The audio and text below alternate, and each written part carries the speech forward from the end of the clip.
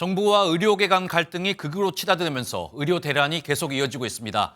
일각에서는 이번 주가 분수령이 될 가능성이 크다고 진단하고 있는데요. 자세한 내용 신용수 기자와 이야기 나눠보겠습니다. 어서 오십시오. 신 기자, 일단 의료 대란이 이번 주가 분수령이 될 수도 있다는 이야기가 나왔는데 어떤 내용입니까? 네, 정확히는 이번 주 금요일, 그러니까 3월 1일이 되겠는데요. 바로 계약 만료 때문입니다.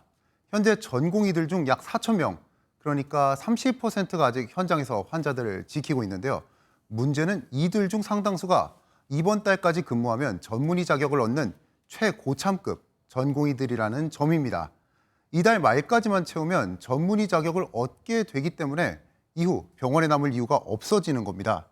이들 외에도 전문의 취득 이후 병원에 남아 근무하던 전임의들 중 일부도 2월 이후 계약을 연장하지 않고 병원을 떠나겠다는 움직임을 보이고 있어 공백은 더 심해질 전망입니다.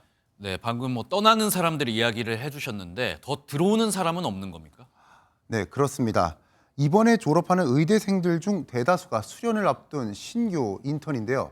이들이 연이어 임용 포기 선언을 하고 있는 상황입니다.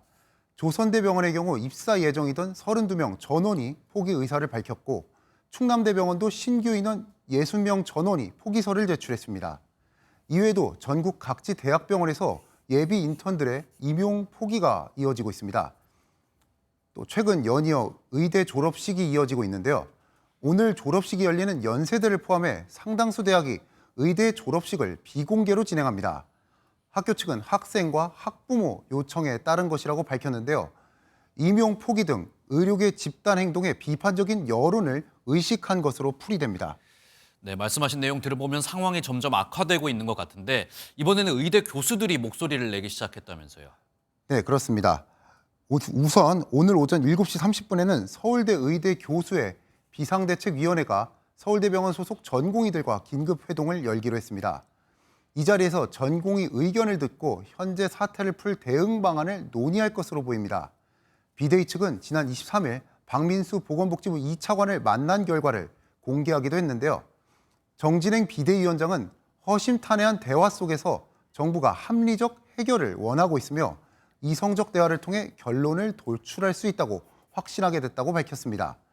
또 전국 의과대학 교수협의회와 전국 10개 거점 국립대 교수회 연합회 회장단도 각각 입장문을 발표해 정부와 의료계가 대화에 나서야 한다고 촉구했습니다. 의대생과 전공의의 스승인 교수들이 연이어 중재자 역할을 자처하는 만큼 이들을 중심으로 협상의 물꼬가 트일 가능성이 높은 상황입니다. 네, 교수들이 나서면서 문제가 조금이라도 좀 해결되기를 기원해 보겠습니다. 오늘 말씀 여기까지 듣겠습니다. 지금까지 사회정책부 신용수 기자였습니다.